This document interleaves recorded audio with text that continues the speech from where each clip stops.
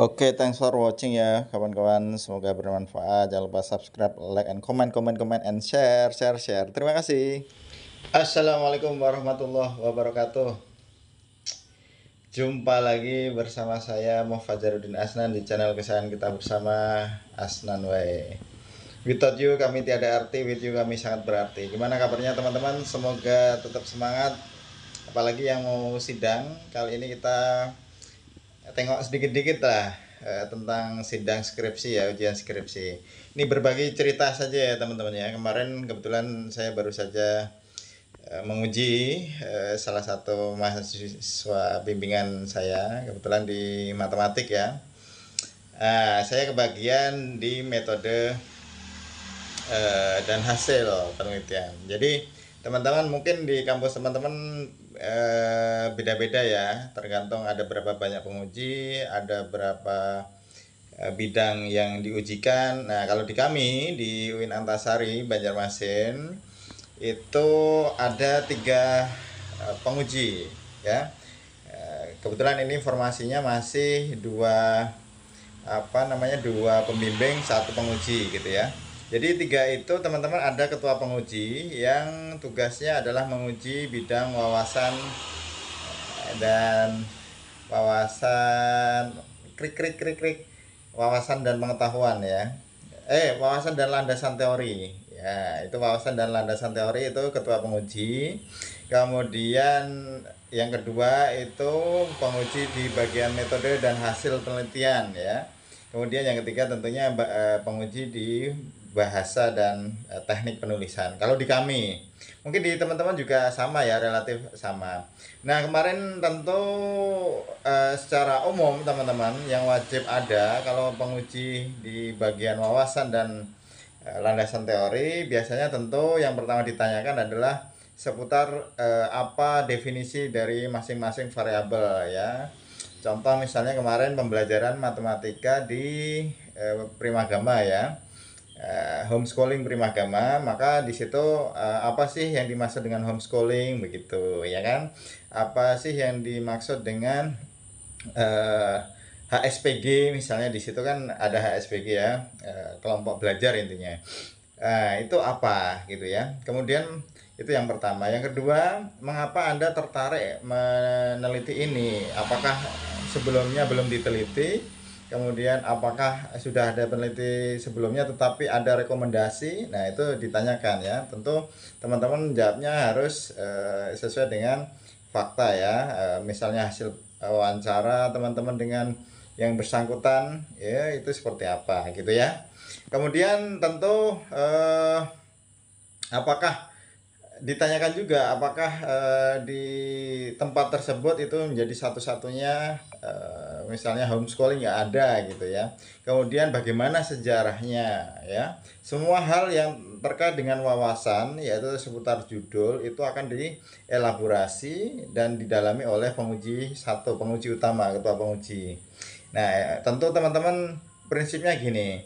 Kalau teman-teman menguasai betul skripsi teman-teman, ujian itu kayak semacam diskusi cerita-cerita aja gitu ya.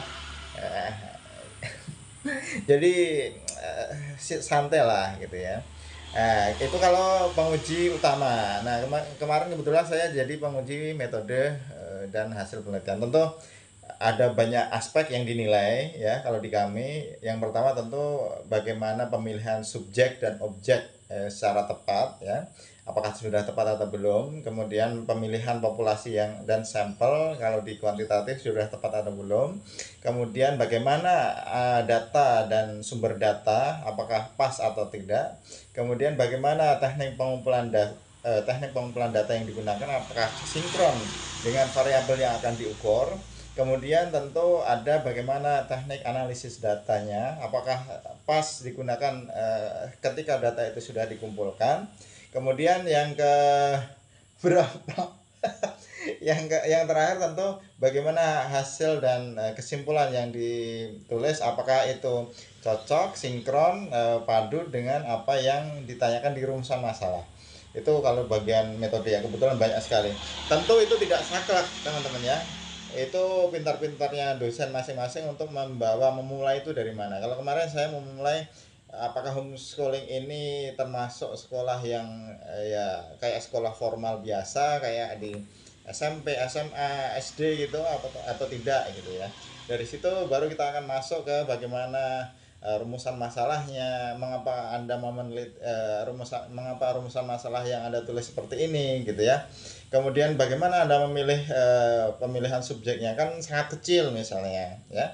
Sangat kecil cuma 5 orang, apakah justru lebih rame yang di sekolah formal. Nah, itu bagaimana? Oh, ternyata di situ setelah diteliti di cross check and recheck, ternyata di situ memang ada standarnya maksimal yaitu 5 orang dan seterusnya lah. Intinya pemilihan subjeknya kenapa itu gitu ya, kenapa kok yang memiliki gaya belajar A B C. Nah itu tentu juga perlu didalami lagi oleh penguji biasanya. Kemudian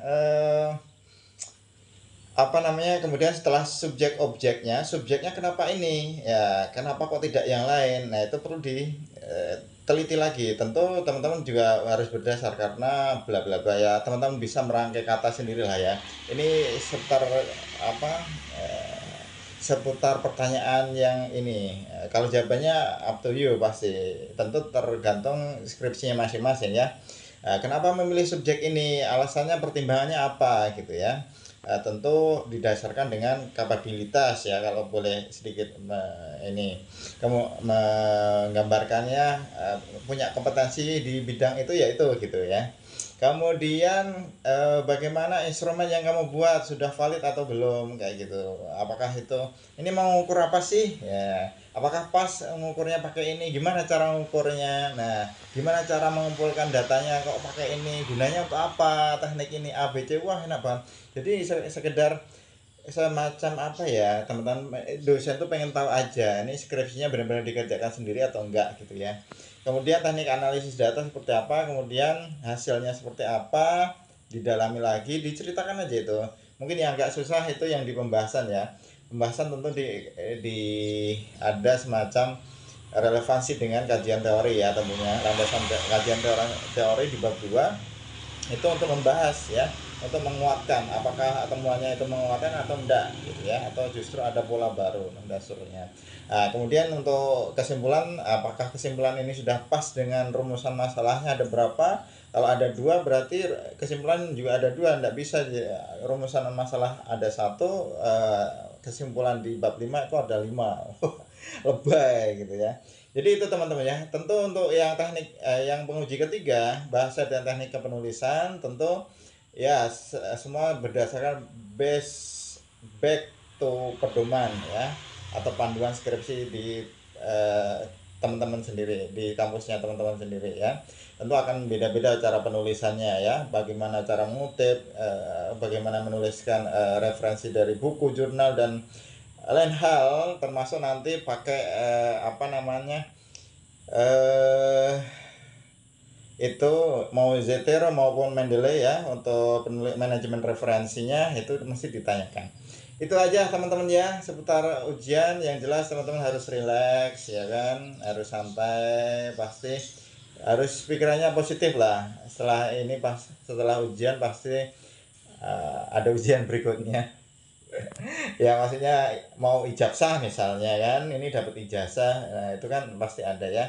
Jadi tetap rileks, tetap optimis, santai, bawa senyum, pasti semuanya akan enak tuh. Beda kalau sudah dari masuk itu sudah sudah tergopoh-gopoh gitu ya. Oke teman-teman, semoga ada manfaatnya. Kalau mau simulasi ujian atau apa gimana, bisa kita komentar ya, nanti kita akan jadwalkan bersama. Oke, tetap semangat, selesaikan skripsi, malu bertanya sesat dipelajari. Assalamualaikum warahmatullahi wabarakatuh.